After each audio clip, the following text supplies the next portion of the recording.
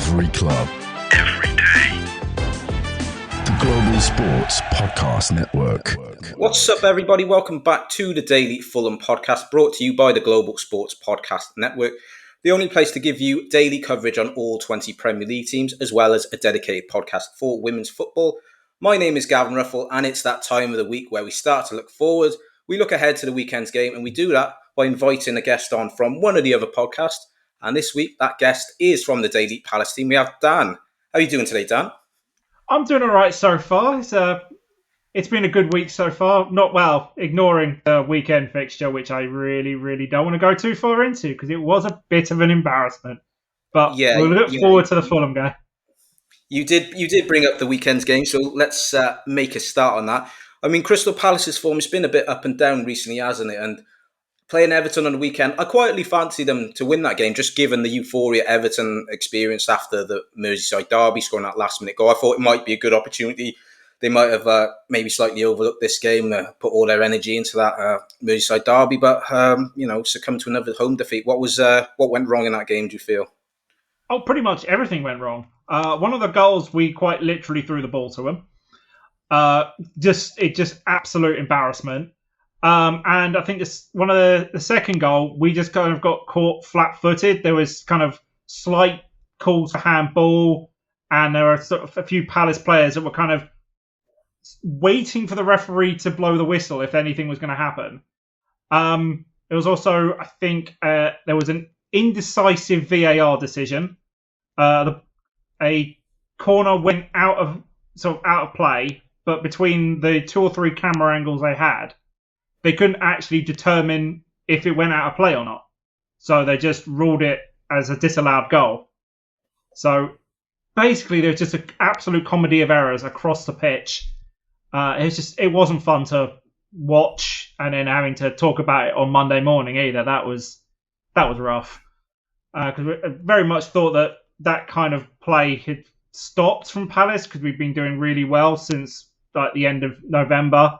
And then it just come back with all of these silly little mistakes again. But I guess if we look ahead to the weekend's game now, there's probably a bit more optimism going into it, knowing that you're playing away from home. Oh, definitely. We got a really good away form. I think it's 7 or 8. I think we are undefeated away from home. So, I'm definitely looking forward to this. I don't know why we can't win at Selhurst Park, or at least make it life difficult for ourselves anyway. It's the home and away form is definitely like chalk and cheese, and I don't know why. It really is very weird. Yeah, I mean, I was doing my research before this episode, and I was having a look, and I seen that you haven't lost away from home since October, and haven't even conceded a goal in the last 4. Whereas since the end of October, you've only won once at Selhurst, and that was against the bottom club Southampton. So I know you said you can't put your finger on it, but if you had to, why such the stark difference? I have absolutely no idea. I don't, because there seems to be this idea that Selhurst Park is some kind of like really difficult place to come play against. I was talking about, I think this with the Arsenal guys a couple of months ago, and I think that's a complete and utter fallacy. It's a myth. I don't know why. It's just sort of, as soon as we come to Selhurst Park, it's almost like it's either comforts or something like that just doesn't click. And I can't put my finger on it because we don't play any differently. We play the same tactics and largely the same team over and over and over again, as many times as depending on injuries, etc. But for some reason, just at Selhurst Park, we just don't play very well. We make life difficult for ourselves, and I don't know why. Yeah, it's funny you say that, actually, because I always pundits say, Selhurst Park's a tough place to go. And when I've looked at Crystal Palace, their kind of heydays in the Premier League, it's been made out of their form away from home, going back to the days when Wilfried Zaha was there. We were a really good counter-attacking team, and they seem to collect a lot of points on the road. And I mean, we've already dwelt on the Everton defeat there at home, and if we go back to October, they lost the corresponding fixture 2-0 at home to Fulham. What do you sort of remember from that game that might have an effect, an impact maybe on the game on the weekend? Well, I seem to remember there were two goals that were chalked off by Fulham for being offside. I think it was very sort of minor things like that. And so you probably could have won 4-0 quite handsomely on that game. That was part of the time of the year where we were just awful. We were could have very easily lost a load of games 4 or 5-0 before half time. And Fulham one was not too dissimilar to that. Smith Rowe kind of tearing us apart, which doesn't help being the Croydon boy. Yeah. And then you got and then you had the ex of Anderson clearing off the line and things like that, and it's just like, oh come on, just yet another game where we were just so bad and nothing really clicked. So it's just one of those. It's that time of the year where we were just bad. Just sucked. Yeah, it was certainly a very slow start to the season, wasn't it? And I think expectations were raised maybe to maybe a higher level than they possibly should have been, given the form, the way you ended the season. Everyone was playing to their maximum ability, and there was a lot of talk about Europe possibly being challenges for Europe this season. And they are where they usually are in the table, aren't they, this time of the year, which is 13th. They're kind of in no man's land. They're not going to get relegated, but they're too far adrift of the teams in front of them. The challenge for Europe. So how do you feel? How do you feel on a whole? Is good season, bad season, indifferent? So far, well, the last couple of months has been a good season. It started off, as you said earlier, and I've said many times, absolutely woeful.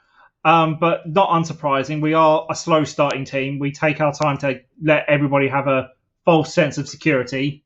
Then it becomes a full sense of security, and then we have to fight our way back up the league. So where we are now is kind of where I would expect us to be. I just would have preferred it to be a little bit more comfortable instead of sort of losing like 1-0s and 2-0s and things like that. But if we can push a little bit further and make it a little bit more secure, just because I know Palace and we can get very, very easily tumble into that bottom third of the league with only a couple of losses. Like Spurs and Newcastle and Man United are perfect examples of, if you lose a few games in the Prem, you can tumble down the league very quickly. So if we can kind of secure where we are, maybe get into the top 10. If we can get top 10, I'll be absolutely ecstatic. Would consider that a huge success. And also, as we're still in the FA Cup, if we can get on a good run of that, if we can get to a quarter-final or even a semi-final, a trip to Wembley, also another sort of huge success for the season. Yeah, I mean, I was just going to come on to the FA Cup, actually. I mean, you're still going well in that. Fulham are also involved in that competition. And it seems like there's an opportunity for a lot of teams sort of in that mid-table region, because there's a lot of the top teams have got knocked out, the likes of Liverpool and Arsenal, Spurs, if you want to call them top team, Chelsea. But you got a home tie, a local derby against Millwall.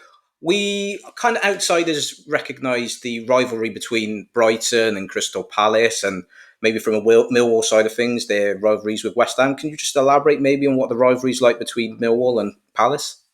Well, the rivalry it doesn't come along very often because we haven't been in the same league for a while now, so it doesn't come up very often. But it's because it's one of the closer teams in London, because there are only so many in like South London, and I think the only one that's slightly closer to us is Charlton, which is probably considered slightly more of a rivalry game.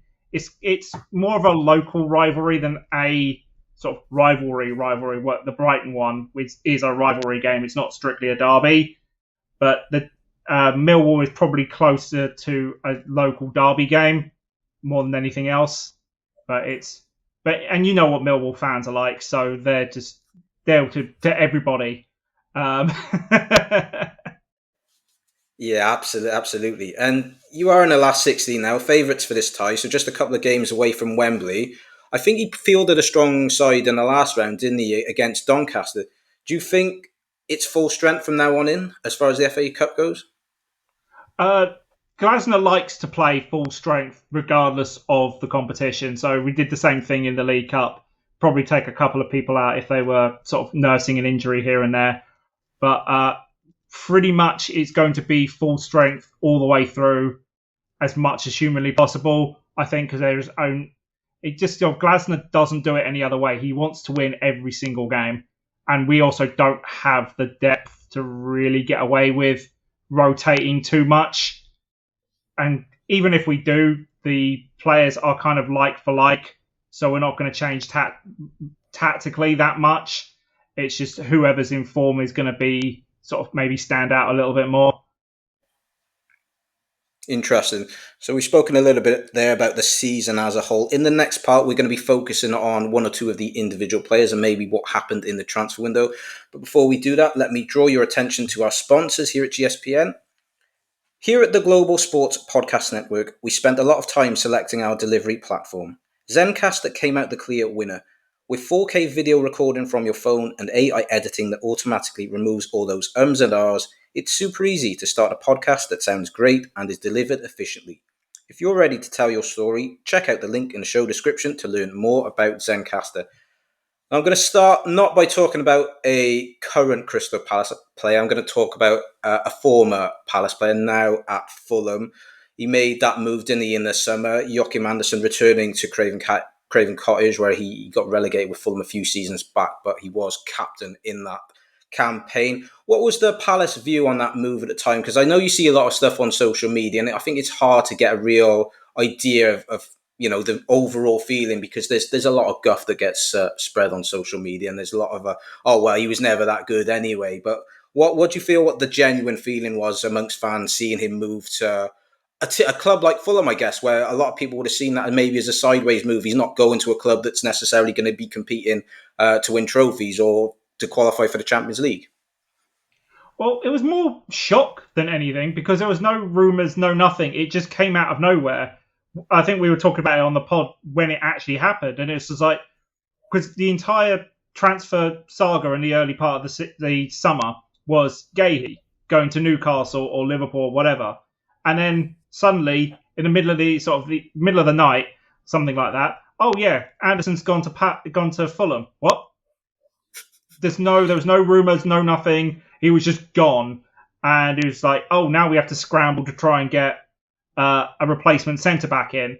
So that's when we go and get Lacroix in from Wolfsburg, and we go and get Chalobah on loan from Chelsea until he recently left, got recalled. So that it was more just shock more than anything else. Just like, it was nothing there, and there was no animosity, no nothing. It was just, oh, he's gone. Why has he decided to go to Fulham?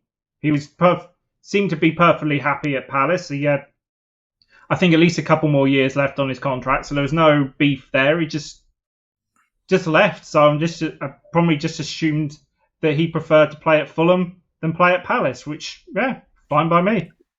Yeah, I think there was talk, wasn't there? Maybe they didn't offer him the terms that he wanted, so then they were standing firm, weren't they, on the fact that they wanted to keep Gahey, and that bid from Newcastle kept getting bigger and bigger, but not to the amount that they wanted. So I always felt, because there was a little bit of speculation with Fulham over the summer, but as you said, it came out of the blue. It was only lasted for 3 or 4 days, and then he ended up making the move. So I thought, as long as they kept hold of Gahey, that there was a possibility that Anderson would join Fulham. They replaced him with Lacroix. What would you say the similarities, the differences between those two are then? I would say they're fairly sort of similar. They can both play these sort of long passes with fairly decent accuracy. I just think Lacroix gets the fans going a bit more than Anderson did. He's sort of, after the game, he's celebrating or consoling with the fans. He'll get them riled up and sort of to try and make some kind of noise and sort of encouragement from them. He's started to get a little bit more into his stride, and his sort of partnership with Gahey and now Richards, they've started to form a quite sort of fairly solid defensive unit. They still will make mistakes here and there. They're only human. But yeah, I don't think there's much difference between them. So yeah, I don't think it's changed the squad all that much. So Anderson moving on, got us Lacroix, then fine by me. And you talk about the defensive unit there. I mean, a lot of clubs in the transfer window, they weren't busy. Palace, they did make a couple of signings. One of those signings was Ben Chilwell at left back.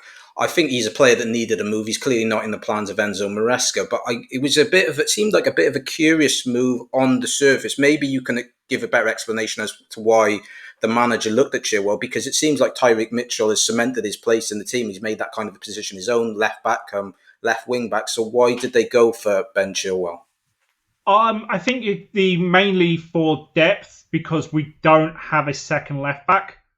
Our backup fullback is Joe Ward, so who's now currently out injured and has been for a while. So I think the main reason was to get somebody with experience, particularly Premiership experience, just to get in on loan as a kind of backup for Tyreek Mitchell, so he can take a rest here and there, and probably on occasions maybe move Tyreek Mitchell into sort of a central defensive defender kind of position, that wide centre back role, and get Chilwell to be sort of a bit more of an attacking threat, because he does have a pretty nasty cross when he wants to, and I think he's a fairly decent set piece taker as well.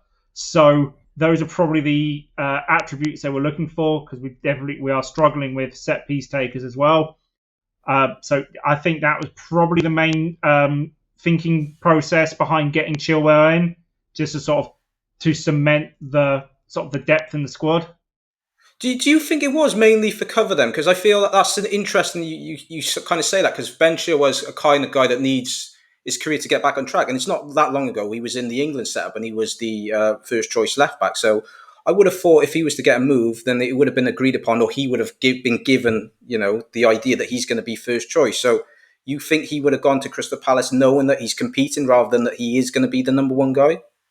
I think he's probably perfectly happy. I think he's more just to get him out of Chelsea. He wanted game time. He wasn't going to get played at Chelsea, and because of his wages, that probably not a lot of Premiership teams were willing to sort of fork out that kind of bit. So getting a loan move for 3 or 4 months, get him in the shop window, and hopefully he can either make the move permanent at Palace or he can try and find somewhere else, just so he's actually out in the shop window a little bit more. So I think he's sort of perfectly happy to actually just play as a sort of semi-rotation, because he's coming back from several kind of long-term injuries over the last couple of years. So just getting some first team football at a Premiership level is probably what he was after.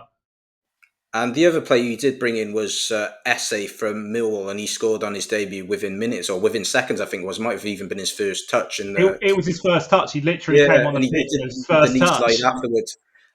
Is he one for the future then, or is he one that's going to be pushing for a start in the coming months?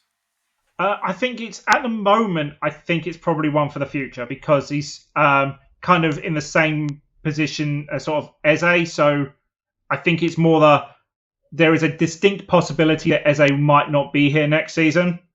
So it's trying to mould him into the Eze kind of mould, or even a bit more of Elise, and try and get him into the squad in a kind of essentially a rotation situation. Come in on sort of a half-time or something like that, just to get him into the squad and get him a bit settled. Because he is 19, so it's definitely going to be one for the future.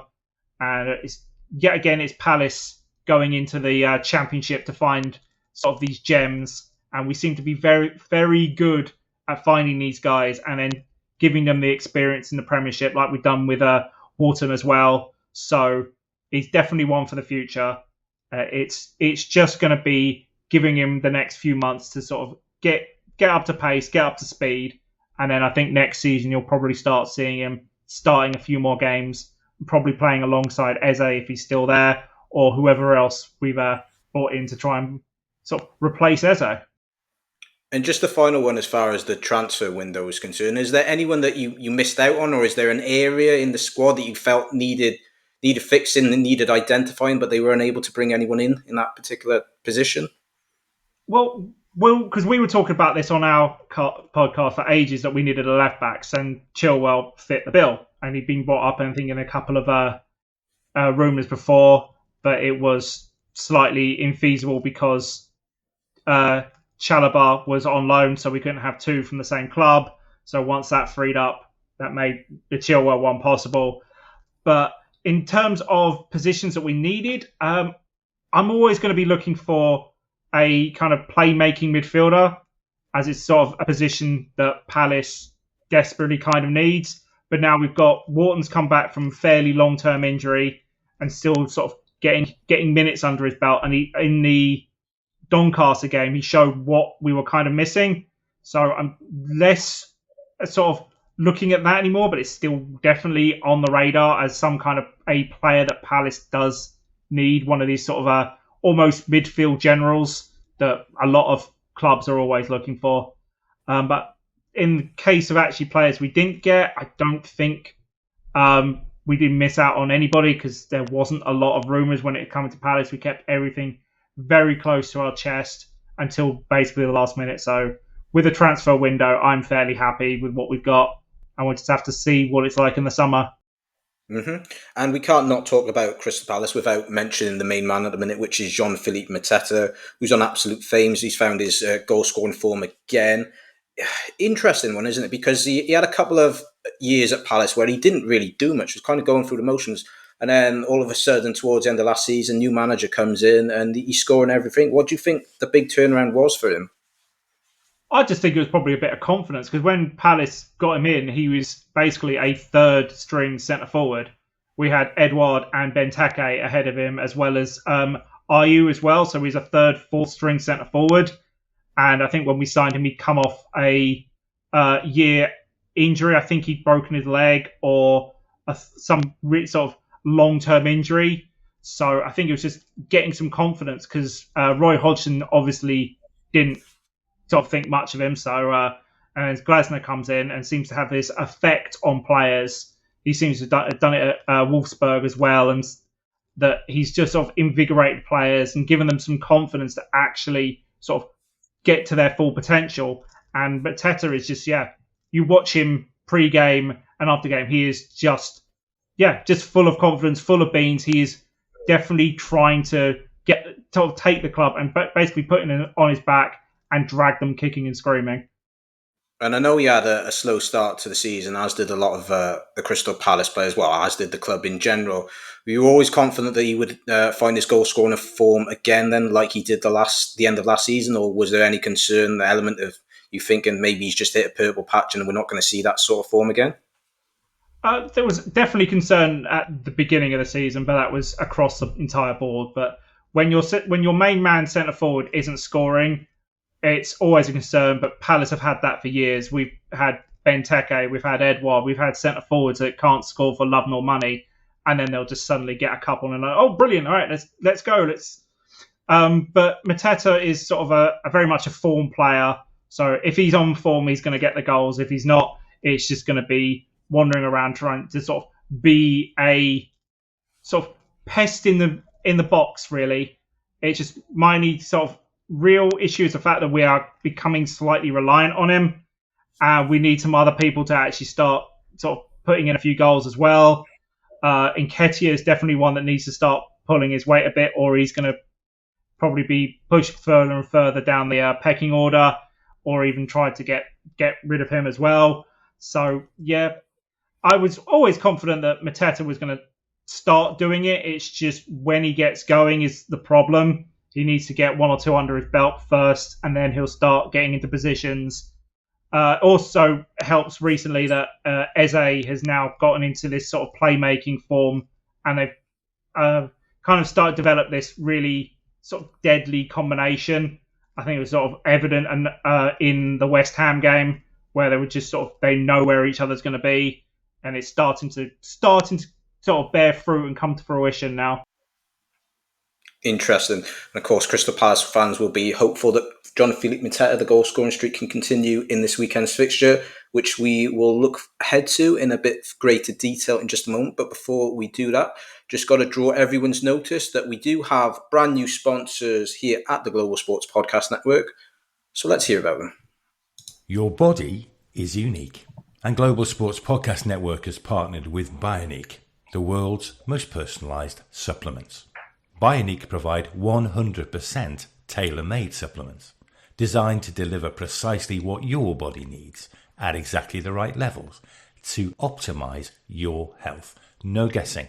So click the link in the show notes. Use the code GSPN 2025 for 40% off your first month's subscription. Bionic. Don't settle for off-the-shelf solutions made for just anybody. Get what's right for you right now. So Crystal Palace will be looking to right the wrongs of that defeat earlier in the season where Fulham won by 2-0. Is there anyone on the Fulham team, in the Fulham squad, that you're particularly wary about? You're thinking if they have a good day, we got problems here? Oh, I think I mentioned him earlier.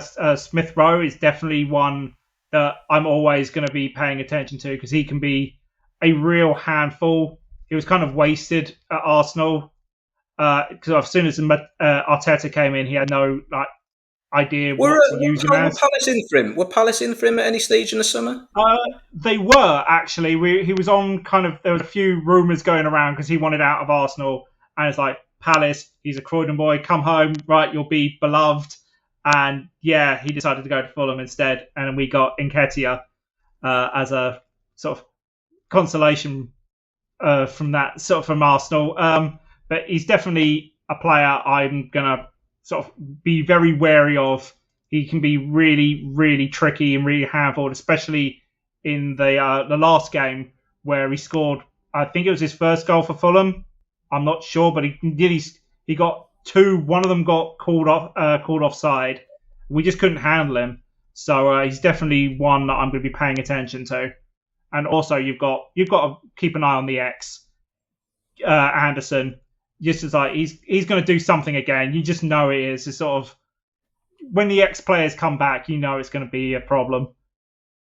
Yeah, I think he had a really good game at Selhurst Park, and his form of late has just been a little bit indifferent. He had an injury, which he sustained at home to Wolves a few months back, and then once he came back from that injury, his form's kind of been a bit up and down, but he had a good game on the weekend, so hopefully that's a sign of things to come. He can have another strong game on the weekend, as did Smith Rowe. Smith Rowe's another one that Fulham fans have been a little bit critical of in recent times, but he seemed like, the spring in his step, and he was back to his best on the weekend. As far as the team, what are you looking at? Is it going to be similar to Everton, or is he likely to make changes? I'm pretty sure it's going to be the strongest squad he can get away with. Besides from our 2 or 3 long-term injuries, I think as far as I know, everybody's clear. So it'll be the usual suspects when it comes to the lineup and probably the formation. Glasner really doesn't change all that much unless he has to. So I'm expecting sort of the likes of Mateta, Eze, Gahey are going to be on there. You're going to have Richards and Lacroix in the defence. Wharton might get a game. I think he's slowly coming back in, so he might get a start with Hughes as well. So, it's going to be probably the same 11 that has been put out for the last few games. And you said it's hard to put your finger on why the home form and away form has been different, but I think obviously the glaring stat is that they've not conceded a goal in any of the last 4 games. So just maybe isolating each of those games, what have they done particularly well that has led to them coming away with all 3 points? I'm not sure. Just sort of like sometimes it is like the Man United game. The opponent didn't play particularly well, and they just couldn't. Either their formation or their setup didn't work. So like against Man United, they decided, right, we're not going to have a centre forward. We're now going to put what essentially is a box-to-box midfielder as a solo attack. And it's like, oh, okay, we'll just play right through that, no problem. It's just sometimes I think Palace's setup slightly confuses people, but then there's other ways. Then at home, we just get torn apart. I don't know. It's very, very weird, and I don't know why. So with that being said, what kind of game are you anticipating on the weekend? Do you see it being free-flowing, a lot of goals in it, or would you see it possibly being a cagey affair? I expect it to be fairly free-flowing. Palace are, when it goes to defence, we can kind of, we'll be somewhat solid. We'll try and play in front of us, but we can get kind of done with through balls and maybe sort of like overloading the box and things like that at close range. But when we go forward, we are fairly effective on the counter-attack, especially if you've got like Eze, an open field, essentially isolated by himself. I think he can do quite a lot of damage given half a chance. So I'm expecting it to be somewhat free-flowing. I wouldn't say like high scoring, but I'm expecting goals in this. Yeah. I know Fulham came up against a team on the weekend that played a back 5. I know Crystal Palace always played a back 5. He doesn't tend to tinker, does he? Does he sometimes change? Does he ever go to a back 4? I don't. As far as I know, he's only played essentially 3 at the back and then 2 wing backs, and then kind of defensive sort of midfielders. So like sort of compact. It's very much a counter-attack football. It's try and keep the ball in front of us as much as possible, and then just sort of try and muscle our way to the ball and then get it down the pitch as quickly as possible. Yeah, well, that's it. That's interesting because I guess they're almost set up in a similar way to Nottingham Forest, were Fulham's last opponents, where they got the five at the back, they got that big striker up front. Nottingham Forest, like Chris Wood, you guys, Mateta, and they got the pace as well, just like you guys have. So I wonder if Fulham, maybe given the result on the weekend, and to be fair, the 2-1 against Forest was flattering for Forest because their goalkeeper was by far and away their best player. I think Fulham had 24 shots on goal, and that could easily have been a 4 or 5-1 drubbing. The 2-1 doesn't tell the whole story. So I'm sure Fulham fans will be hoping for a similar performance and then just convert their chances when they get them, when they're on top in games, and be able to score their goals. So we can't end things without giving a score prediction then. So Dan, what are you saying for the weekend's game? I have to go for a Palace win. I think it's going to be 2-1. I don't see us keeping a clean sheet, not with the game against Everton still very much in our sort of memories. Sort of, it's going to be that's definitely going to be there. That's going to be drummed into them. Like, you can't make mistakes like that. But like, Mateta is on form at the moment, so he's going to be up for it as well. And I think he's got like two goals in the last couple of away games, so he's definitely going to be up for it. So I'm going to go for a 2-1 Palace. And I'm going to have to counter that. I think that Crystal Palace will score. Fulham don't tend to keep many clean sheets at home. I think that Mateta might get on the score sheet again, but it's not going to be easy. Certainly, looking at the form and the statistics tell you that Crystal Palace haven't conceded many goals away from home recently. But I think Fulham's form has taken an upturn this month after a bit of an indifferent January. They've won their last 3 in all competitions by the same scoreline. So I'm going to go for that streak to continue, and I'm going to go for a 4th consecutive 2-1 Fulham win. Just final thoughts before this game? Anything you're looking out for in particular?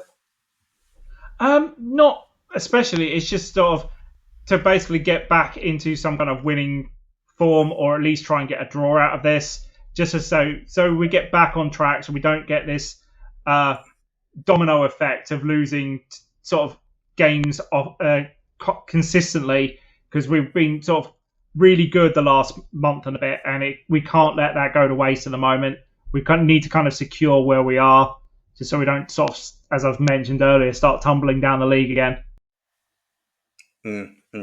Well, there we have it. That'll do it for today's crossover episode. Many thanks to Dan for joining me from the Daily Palace podcast. Be sure to check out their podcast. Continue listening to the Daily Fulham podcast. I'll be here with you as we continue to build up to the game on the weekend. That's all for now. Catch you all next time. Every club. Every club. Every day. The Global Sports Podcast Network.